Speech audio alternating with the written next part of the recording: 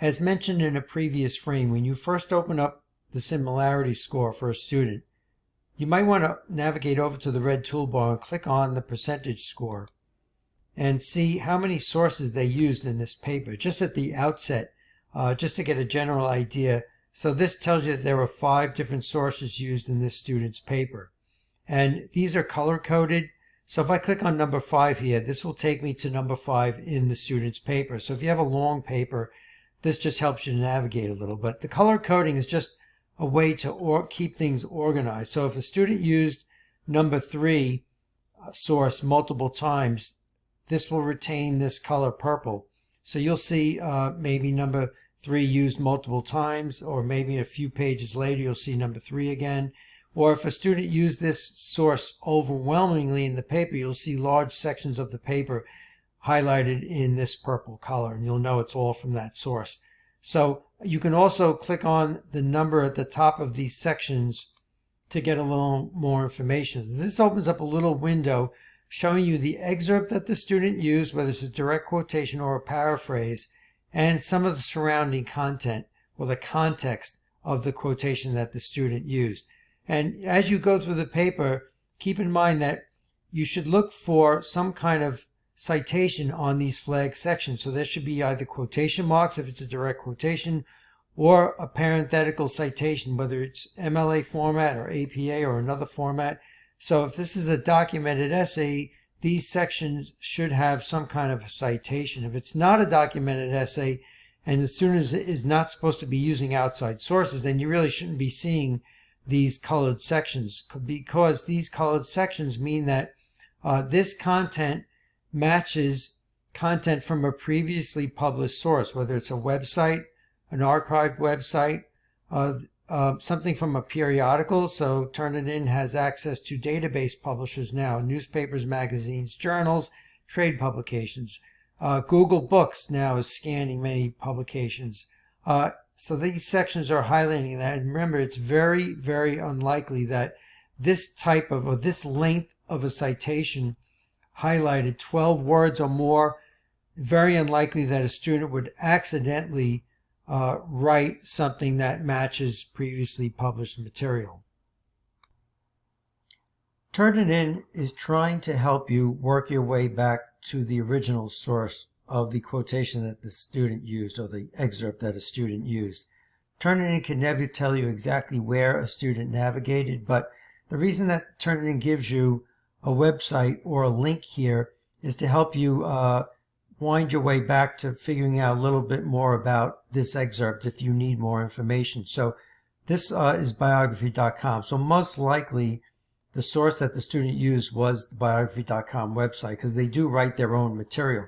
But if biography.com or Wikipedia cites another source that isn't maybe even available on the internet, you'll be able to figure out where the excerpt comes from, work your way back to the original document. But for the most part, when you open up this little preview and you get a web link here, you can click out and go to that website, and Turnitin considers these the sites that a student would most likely find if they were doing a Google search. These are sites with high domain authority. So many times these are the sites that the student used. But once again, it's really just helping you if you need more information or want to figure out how to get back to what source that the student used.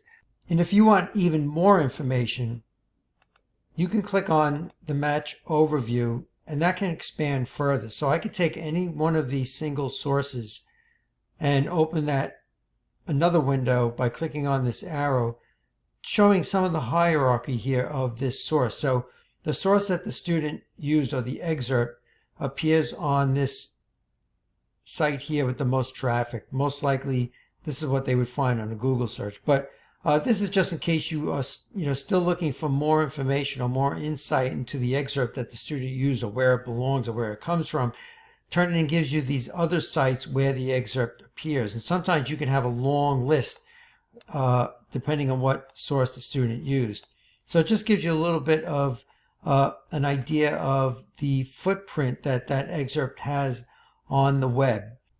A couple of other tools to be aware of. If you have a long paper, you could use this little toggle bar here to select a certain page to jump right to that page. It's not useful in a small paper, but another thing you can do is, I mentioned previously that the 3 toolbars, Feedback Studio, is comprised of a commenting capability, which is represented by this blue toolbar. So this would be your comments on the student paper, and this is covered in a separate video.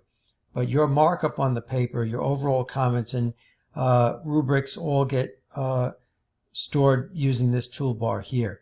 The red portion is the Originality score. And the purple is the ETS, that's the machine-generated rater for common grammatical or style points, the really suggestions for students. Students can see this right away. Your comments and markup are not seen by the class until after the post date for the most part. So ETS is something that students can see right away, and you can experiment with that on your own, but that's something that you could turn on or off when you do your assignment in your optional settings page for the assignment. But if I want all these turned on, I use the top of each bar to turn them on. So here's some comments I left on a paper. So I click up here. Now my comments are visible. If I click the red bar, that will turn on and off the Originality. And the ETS, if I click on the top, that will turn on or off that machine-generated grammar icon visibility. So here down on this gear icon allows me to download the paper with all this markup on it. So whatever you have shown here, whatever you decide to have visible, you can click on current view and print the paper out if you want to download or print it with all of this markup. You can also click originally submitted file. That will just download the file that the student submitted before anything was done, before it even got an Originality report. This middle option here is a digital receipt. So this is the receipt that the student would receive when they upload their paper the first time, verifying that Turnitin has received their paper. So if a student tells you that they submitted their paper but you don't see it on your end, ask them for the digital receipt, or at least tell them before they even submit that, make sure that they get a digital receipt just to verify that their paper has been successfully uploaded to Turnitin.